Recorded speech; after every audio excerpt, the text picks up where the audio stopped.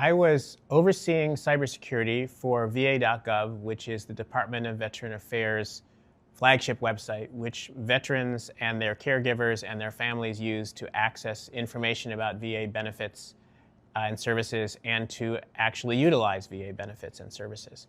I was in that role for a year and a half before I was fired on February 14th.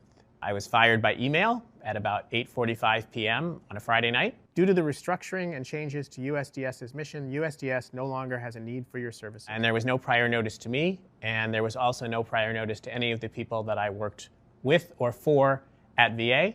So millions of people use that website every month. What's at stake is their private health information, their financial information, their bank account numbers, their credit account numbers, their disability information. My cybersecurity concern for the VA in particular is that given how the government has been functioning for the last month, I don't think the people at VA in the group that I worked with are going to be able to replace me. I think they're going to be lacking essential oversight over cybersecurity processes for VA.gov.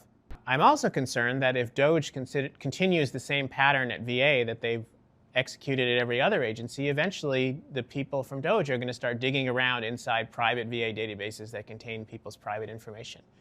And I don't think they should have access to that data. These are people who have never been background checked.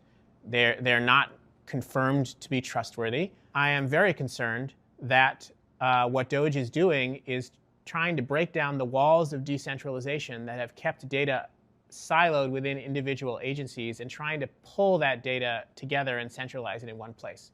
The reason why data are segregated in different agencies such that no one agency has access to it all is to minimize the likelihood of abuse, because there is a long history of governments that aggregate a lot of data about their citizens using that data to abuse citizens who are viewed as enemies of the state.